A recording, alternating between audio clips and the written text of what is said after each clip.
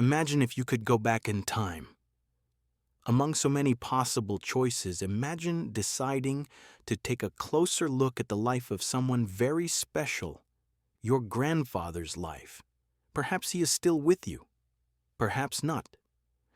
Still, I invite you on a journey of learning and reflection about a time that is not so distant, but which holds lessons we have almost forgotten. Times were different. Receiving information was an analog process. To communicate, your grandfather wrote letters, depended on a delivery system, and waited weeks for a reply. Later, the telephone arrived, often shared with neighbors, and calls happened at arranged times. Your grandfather walked more. Searching for a product was an active task. Receiving everything at home was not the rule, it was the exception. These details seem small, but they shaped an entire generation. I don't tell you this out of nostalgia. I tell you because at some point in history, something was lost, the ability to save even in the face of difficulty. Curiously, today we have more comfort, more credit, and more access, and then yet less financial margin. This is not an income problem, it is a behavior problem. Your grandfather learned to deal with money on his own. Financial influencers did not exist. Information was scarce. The dialogue between parents and children was limited. And before him, your great-grandfather lived through even greater scarcity: wars, crises, migrations, hyperinflation.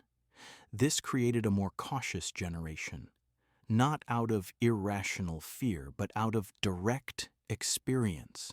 Many knew people who lost everything in false promises: real estate scams, pyramid schemes, poorly structured funds, savings confiscations.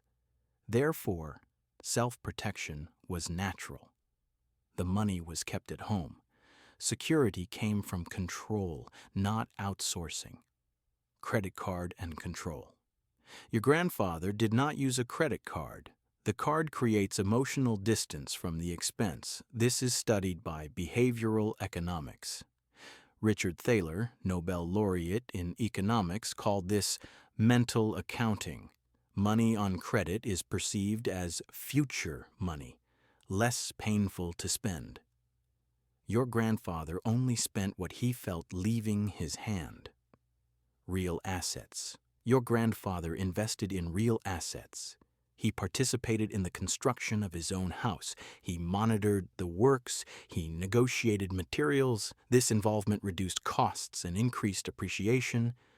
The asset was not abstract. It was concrete, lived, understood. Less dependence. Your grandfather depended less on services. Food was based on basic ingredients. Eating out was the exception. Parties were less frequent but more significant. Weddings happened in community spaces, not as market products.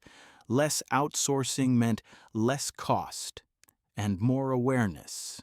Longevity. Your grandfather kept his car for decades, and he traded it infrequently. Diluting the cost over time was natural.